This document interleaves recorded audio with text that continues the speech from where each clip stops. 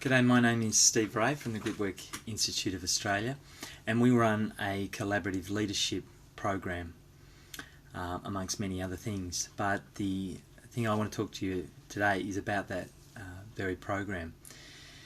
It's a great passion of ours, collaboration, and when collaboration is brought into leadership, it's very exciting what can happen.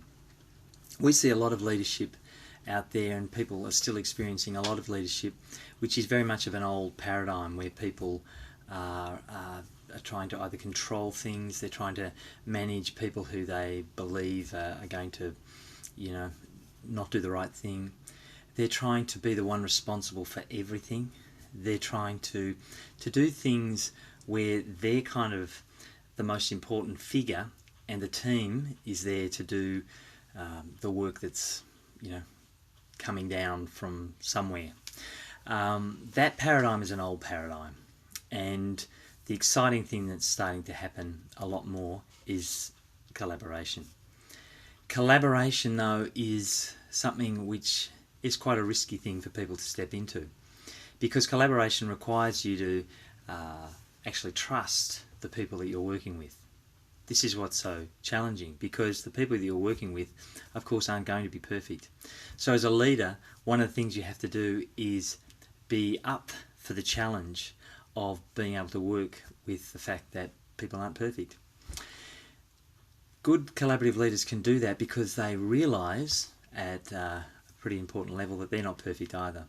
And in fact, what they do is they step into a level of vulnerability which enables them to work with their team, to harness the wisdom that's in their team. They actually recognise that their team is the great resource that can ensure exciting things can happen. And that's, I guess, the nub of the whole issue. If you're going to be a leader and you've got a team, whether it's a small team or whether it's an organisation, you have got to deeply believe that in fact you don't hold all the answers, that you're not somehow more important in the knowledge stakes to other people. The great thing about a team is that you've got a whole range of different perspectives, and when you collaborate, then you can achieve enormous things because of that diversity of perspective. So good collaborative leaders work with their team, they believe in their team, and they help empower the individuals within the team so that they start to believe in themselves more and more, and they can step into their own leadership.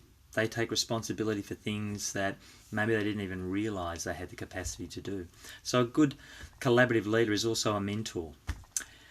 And I think a collaborative leader is also someone who has the capacity to love everyone in the team in a way where that means if you've got weaknesses, if you've got things that you're still learning, that's okay, because we all have.